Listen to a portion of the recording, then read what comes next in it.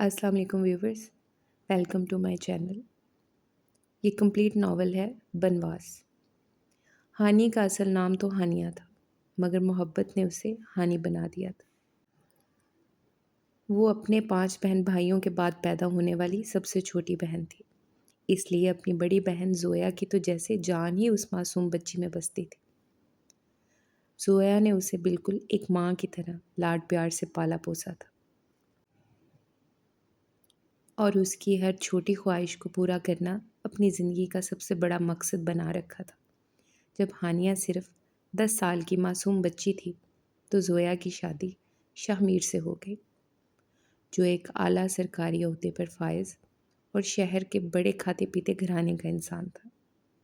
शादी के बाद ज़ोया के यहाँ ऊपर तले 3 प्यारी बेटियां पैदा हुईं,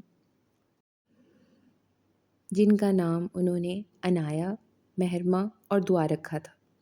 हानि का ज़्यादातर वक्त अपनी बाजी के घर ही गुजरता था, जहाँ वो बच्चियों को कपड़े की खूबसूरत गुड़िया बना कर देती, उनके नित नए फ्रॉक सीती, उन्हें हंसते खेलते अंग्रेज़ी के सबक पढ़ाती और दोपहर के वक्त कमरे में बंद करके गा गा के डांस करना सिखाती थी। ज़ोया की तीनों बेटियां अपनी सगी माँ से भी ज़्यादा अपनी प्यारी हानि खाला की दीवानी थी और उनके बगैर एक पल भी नहीं रहती थी। इसी घराने के साए में अरहम नामी एक लड़का भी पल रहा था, जो हानि की अम्मा की बचपन की सबसे पक्की सहेली खाला रुकैया का इकलौता बेटा था।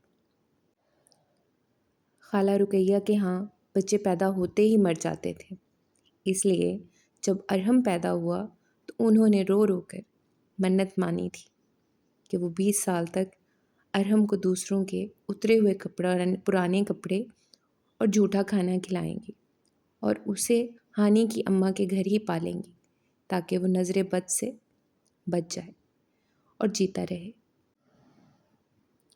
अरहम और हानिया की उम्र में सिर्फ चंद हफ्तों का फ़र्क था और वो दोनों एक ही आंगन में एक साथ बड़े हुए थे।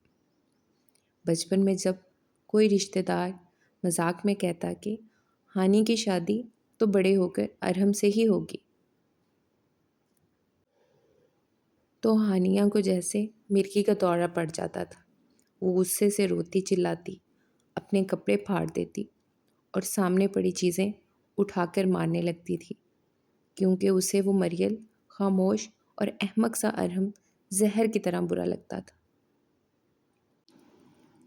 एक दिन ज़ोया ने हानि को गुस्से में देखकर कमरे में बंद किया और प्यार से गले लगाकर समझाया, मेरी प्यारी हानि, जब तक तुम लोगों की इन फजूल बातों पर चिढ़ती रहोगी, वो तुम्हारा तमाशा बनाते रहेंगे। जिस दिन तुमने अरहम के नाम पर रोना और गुस्सा करना छोड़ दिया, सबकी ज़बानें खुद ही हमेशा के लिए बंद हो जाएंगी। और शादी ब्याह के मामलात तो अल्लाह के हाथ में हैं। अगर तुम्हें अरहम पसंद नहीं तो जब तुम जवान और बड़ी हो जाओगी तो मैं ख़ुद तुम्हारी मर्ज़ी से तुम्हारी शादी किसी और शहज़ादे से करवा दूँगी। ज़ोया बाजी का ये हकीमाना मशवरा काम कर गया। हानि ने अरहम से चिढ़ना बिल्कुल छोड़ दिया और रफ्ता रफ्ता इन दोनों में इतनी पक्की दोस्ती हो गई कि वो एक दूसरे के बगैर अधूरे लगने लगे। अरहम पढ़ाई में बहुत ज़्यादा लायक था और हर साल कॉलेज में फर्स्ट आता था। वो रातों को देर तक बैठकर हानि को हिसाब और अंग्रेज़ी के मुश्किल सवालात घंटों समझाया करता था।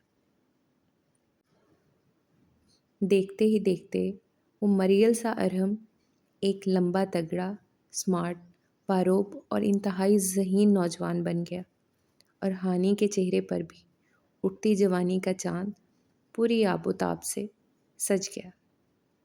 अब बचपन की वो नफ़रत पूरी तरह एक वालेहाना और दीवानावार मोहब्बत में बदल चुकी थी। अरहम को बहार का मौसम हद से ज़्यादा पसंद था। वो अक्सर सूफियों की तरह सहन में पालती मार कर बैठ जाता اور گہری سوچ میں ڈوب کر کہتا، ہانی، میرا دل چاہتا ہے کہ میں اس بھرے بہار کے موسم میں مر جاؤں، لیکن اگر میں جی گیا تو میں چاہتا ہوں کہ ہماری شادی بھی اسی خوبصورت بہار کے موسم میں ہو جب ہر طرف پھول کھلتے ہیں۔ ہانی جب کھلکھلا کر ہنستی اور کہتی کہ ارحم، اگر شادی ہوتے ہی تم مر گئے تو میں اکیلی کیا کروں گی؟ تو ارحم محبت پاش نظروں سے دیکھ کر جواب دیتا، جب تمہیں پا لیا تو پھر بھلا کیوں مروں گا؟ اور اگر موت آئی بھی تو خدا سے کہہ دوں گا کہ میں نے تو پہلے ہی اپنی اصلی موت یعنی تمہاری محبت کو گلے لگا چکا ہوں۔ اور میری ایک بات یاد رکھنا ہانی، اگر ہماری شادی نہ ہوئی تو میں سچ مچ زہر کھا کر اپنی جان دے دوں گا۔ ہانی نے ایک دن مچل کر زویا کو ان کا پرانا وعدہ یاد کروایا، تو باجی نے بھی مسکرا کر دونوں کا ہاتھ تھام لیا اور وعدہ کیا کہ جیسے ہی ارحم کا ایم اے کا فائنل رزلٹ آئے گا وہ دھوم دھام سے دونوں کی شادی کروا دیں گے۔ مگر تقدیر کے بے رحم اسکرپٹ میں کچھ اور ہی ہولناک لکھا تھا۔ ہنستا کھیلتا اور خوشیوں سے بھرپور گھرانہ اس وقت اچانک تباہی کے بھنور میں آ گیا جب زویا اچانک ایک ایسی مہلک اور موذی روگ یعنی کینسر میں مبتلا ہو گئی جس کا دنیا میں کوئی علاج نہ تھا۔ شاہ میر انہیں علاج کے لیے لندن اور بڑے ہسپتالوں میں بھی لے کر گئے، مگر زندگی کی مہلت ایک دن بھی نہ بڑھ سکی۔ زویا کا جسم ہڈیوں کا ڈھانچہ بن گیا اور وہ بستر سے لگ گئی۔ وہ آخری رات جب موت کی مہیب اور سرد تاریکی پورے کمرے میں پھیل رہی تھی، بالکل مردہ سی زویا نے اچانک اپنی بے نور اور نم آنکھیں کھولیں جو ہانی کے روتے ہوئے چہرے پر ٹک گئیں۔ باجی کے خشک لب ہلے اور انہوں نے انتہائی دھیمی مگر صاف آواز میں سب کے سامنے وصیت کی، ہانی، میری پیاری بچی، تم میری ان معصوم بچیوں کی ماں بن جانا، مجھ سے وعدہ کرو۔ شاہ میر، میری یہ آخری بات یاد رکھنا۔ اور اس بھیانک وصیت کے ساتھ ہی زویا کا وجود ہمیشہ کے لیے ٹھنڈا ہو گیا۔ ان کی سانس کی ڈور ٹوٹ گئی اور گھر میں قیامت کا کوہرام مچ گیا۔ باجی کے رخصت ہو جانے کے بعد ہانی پر جیسے غموں کا تپتا ہوا پہاڑ ٹوٹ پڑا تھا۔ وہ گھنٹوں اکیلی کمرے میں بیٹھ کر خلاؤں میں دیکھتی اور رو رو کر چلاتی، باجی، آپ نے جاتے جاتے میرے ساتھ یہ کیسا ہولناک سودا کر دیا، مجھے جیتے جی اس جہنم میں مرنے کی سزا کیوں دے دی؟ اس سے تو ہزار گنا اچھا تھا کہ آپ مجھے بھی اپنے ساتھ ہی مار دیتے۔ تینوں معصوم بچیاں اپنی خالہ سے لپٹ کر دن رات روتی کہ خالہ، کہ آپ بھی ہمیں امی کی طرح اکیلا چھوڑ کر مر جائیں گی؟ تو ہانی تڑپ کر انہیں اپنے سینے سے لگا لیتی اور اپنے آنسو چھپا لیتی۔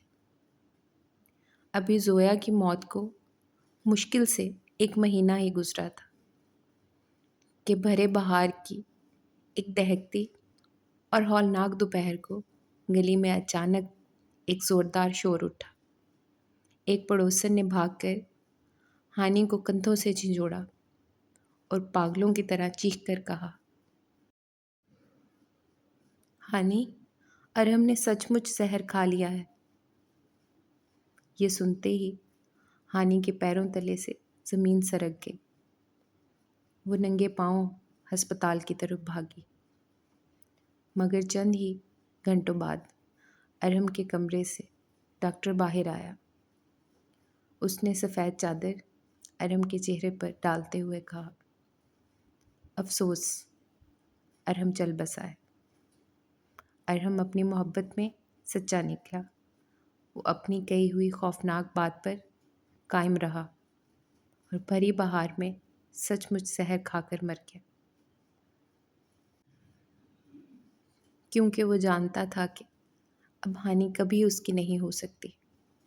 مگر وہ ہانی کو جیتے جی ایک ایسے لامتناہی بنباس میں دھکیل گئی جہاں چاروں طرف صرف موت کا اندھیرا تھا۔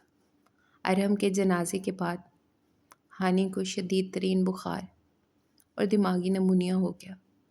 ڈاکٹروں اور سب گھر والوں نے سمجھا کہ وہ بھی اب نہیں بچے گی، مگر وہ اپنی سخت جانی اور نصیب پر شرمندہ ہوتی ہوئی 6 مہینے بعد دوبارہ بستر سے اٹھ کھڑی ہوئی۔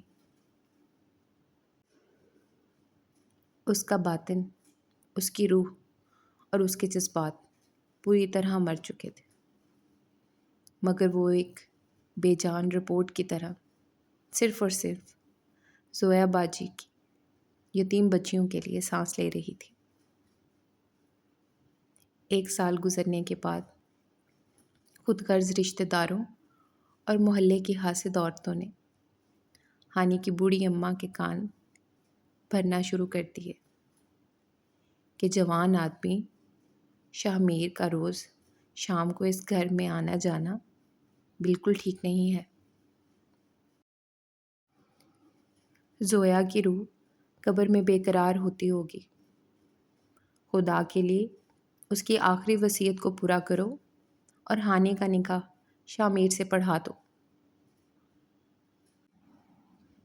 ہانی اندر کمرے میں بیٹھی یہ سب سنتی اور رو کر سوچتی کہ کیا کبھی کسی زندہ لاش کی بھی دوبارہ شادی ہوتی ہے؟ بالآخر خاندانی دباؤ اور اماں کے رونے دھونے پر ہانی کو شاہ میر سے شادی کرنے کے لیے مجبور کر دیا گیا۔ وہ شادی کا دن کسی جنازے کی طرح انتہائی سوگوار، خاموش اور ویران تھا۔ نہ گھر میں ڈھولک بجی، نہ مہندی لگی، نہ خوشی کے گیت گائے گئے۔ ہانی نے مٹیالے گلابی رنگ کا ایک سادہ سا جوڑا پہنا اور خود چلتی ہوئی روتی آنکھوں کے ساتھ کار میں جا کر بیٹھ گئی۔ شاہ میر بھی شرمندگی اور دکھ سے سر جھکائے پاس بیٹھے تھے، جنہیں ہانی نے بچپن سے ہمیشہ صرف بھیا کہا تھا۔ اب تقدیر کے ظالم ہاتھوں کے نیچے ان کے ساتھ ایک نام نہاد میاں بیوی کا رشتہ استوار ہو رہا تھا، جس کی منزل کا کسی کو کچھ پتہ نہیں تھا۔ شاہ میر کے گھر کی دہلیز پار کرتے ہی ہانی کو لگا جیسے وہ کسی مہیب اور اندھیری سرنگ میں داخل ہو گئی ہے۔ وہ سہاگ رات جس کے خواب ہر لڑکی دیکھتی ہے، ہانی کے لیے ایک بھیانک خواب بن چکی تھی۔ کمرے میں ہر طرف زویا کی تصویریں اور ان کی پسند کی چیزیں سجی ہوئی تھیں، جو ہانی کو بار بار اس کا مجرم ہونے کا احساس دلاتی تھی۔ جب شاہ میر کمرے میں داخل ہوئے تو ان کے چہرے پر روایتی دولہے والی کوئی خوشی نہیں تھی، بلکہ وہ خود ایک مجرم کی طرح سر جھکائے کھڑے تھے۔ انہوں نے دھیمے لہجے میں کہا، ہانی، میں جانتا ہوں کہ تم پر کیا گزر رہی ہے، مگر میں زویا کی وصیت کے آگے مجبور تھا۔ میری بچیوں کو تمہاری ضرورت تھی۔ ہانی نے کوئی جواب نہیں دیا۔ اس کا سارا وجود پتھر کا ہو چکا تھا۔ اس شدید کرب اور رات کے سناٹے سے بچنے کے لیے اس نے اپنے پرس سے نیند کی گولیاں نکالیں۔ جیسے ہی اس نے شیشے کا ڈھکن کھولا، اسے لگا جیسے زویا باجی آئینے کے پیچھے سے نکل کر اس کے سامنے آ کھڑی ہوئی ہیں اور غصے سے اس کا ہاتھ جھٹک کر کہہ رہی ہیں، یہ تم کیا کرنے جا رہی ہو؟ ہانی، یہ کیسی بزدلی اور کیسی بے وفائی ہے؟ صبح اگر میری معصوم بچیاں تمہاری لاش دیکھیں گی تو ان کا ماں کے نام پر سے ہمیشہ کے لیے اعتبار اٹھ جائے گا۔ اگر تم نے ان کے لیے اثار کا راستہ چنا ہے تو اس راستے کے درد کو ضبط کرنا ہے بھی سیکھ لو۔ ہانی کے ہاتھ لرز گئے۔ اس نے خود کو ہوش و حواس سے بیگانہ کرنے کے لیے پانی کے ساتھ صرف ایک گولی نگل لی اور بستر کے کونے میں منہ چھپا کر سو گئی۔ اس طرح نیند کی گولیوں کے سہارے کئی راتیں اور مہینے گزرنے لگے۔ ہانی نے کبھی ایک سچی بیوی کی طرح نہ تو سنگار کیا، نہ ہی کبھی کوئی نیا زیور پہنا، کیونکہ اس کی روح ارم کے ساتھ ہی دفن ہو چکی تھی۔ وہ بس ایک مشین کی طرح دن بھر گھر کا کام کرتی اور بچیوں کی دیکھ بھال کرتی، وقت پر لگا کر اٹھتا رہا۔ اور شادی کے چند سالوں بعد ہانی کے اپنے ہاں بھی 2 بیٹے پیدا ہوئے، جن کا نام ساحل اور کامل رکھا گیا۔ بیٹوں کی پیدائش کے بعد بھی ہانی کے رویے میں کوئی تبدیلی نہ آئی۔ وہ جتنی محبت زویا باجی کی بچیوں سے کرتی تھی، اتنی ہی محبت اپنے بیٹوں سے بھی کرتی تھی، مگر اس کے چہرے کی مسکراہٹ ہمیشہ کے لیے غائب ہو چکی تھی۔ زویا کی تینوں بیٹیاں عنایا، مہرماں اور دعا اب بڑی ہو رہی تھی، اور وہ ہانی کو ہمیشہ ہانی خالہ کہہ کر ہی پکارتی تھی، کیونکہ بچپن سے ان کی زبان پر یہی نام چڑھا ہوا تھا۔ ہانی نے بھی کبھی ان کی اس پکارنے پر کوئی اعتراض نہ کیا، کیونکہ وہ خود کو زویا کی جگہ پر دیکھنے کا تصور بھی نہیں کر سکتی تھی۔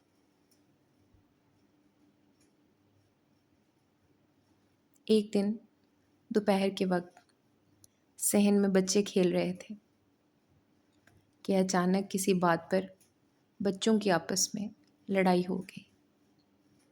ہانی کے سگے بیٹے ساحل نے غصے میں آ کر زویا کی چھوٹی بیٹی دعا کو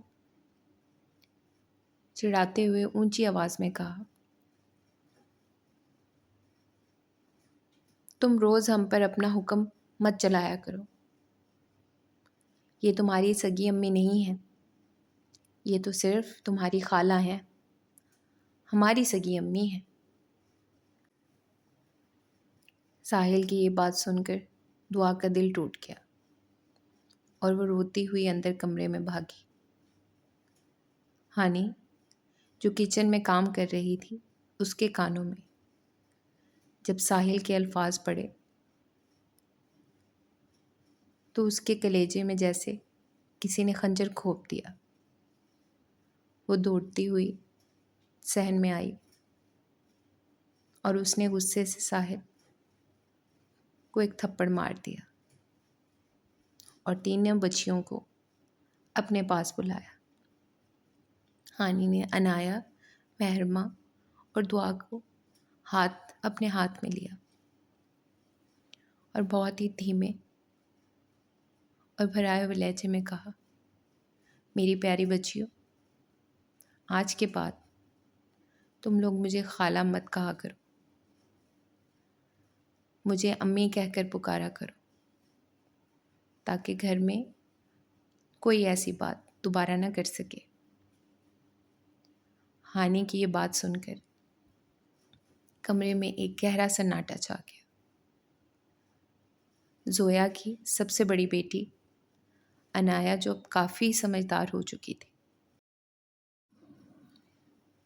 آگے بڑھی اور اس نے ہانی کے گلے میں اپنی باہیں ڈال دیں اور بڑی معصومیت اور سنجیدگی سے کہا، خالہ، ہم جانتے ہیں کہ آپ ہم سے ہماری سگی ماں سے بھی زیادہ پیار کرتی ہیں اور آپ کی قربانی کی کوئی مثال نہیں ملتی۔ ماں تو دنیا میں وہی ایک ہوتی ہے جو انسان کو جنم دیتی ہے۔ اگر ہم نے آپ کو امی کہنا شروع کر دیا تو ہم اپنی سگی ماں کو ہمیشہ کے لیے بھول جائیں گے، اور ستیلی ماں کے رشتے سے تو خالہ کا رشتہ زیادہ پیارا ہے اور ہزار گنا خوبصورت ہوتا ہے۔ ہمیں ستیلی ماں کے نام سے خوف آتا ہے، اس لیے ہم آپ کو خالہ ہی کہیں گے۔ عنایہ کی یہ معصومانہ مگر شفاف بات سن کر ہانی کے پاؤں تلے سے جیسے زمین ہی نکل گئی۔ اس کا دل تڑپ اٹھا اور اس کی آنکھوں سے آنسوؤں کا سیلاب بہہ نکلا۔ اس نے بچوں کے سامنے خود کو سنبھالا اور سوگواری سے خلا میں دیکھ کر زویا کی روح سے مخاطب ہو کر سوچنے لگی، سن لیا زویا باجی آپ نے؟ میں نے تو آپ کی آخری وصیت کی خاطر اپنا سب کچھ قربان کر دیا۔ اپنی سچی محبت ارحم کو قبر میں اتار دیا، اپنی پوری جوانی ان بچوں پر وار دی، مگر میں آج اتنے سالوں بعد بھی ان کے لیے صرف ایک ستیلی ماں ہی رہ گئی۔ میرا یہ بنواس کبھی پورا نہیں ہو سکتا، کیونکہ اس دنیا کے کوڑے میری سزا بھگتنے والی بھی میں ہی ہوں اور مجرم بھی میں ہی ہوں۔ وہ ہمیشہ کے لیے خاموشی کے اس گہرے اور اندھیرے کنویں میں اتر گئی، جہاں اب زنجیروں کے ہلنے پر بھی درد کی کوئی صدا پیدا نہیں ہوتی تھی۔ اس کا بنواس اب ابدی بن چکا تھا۔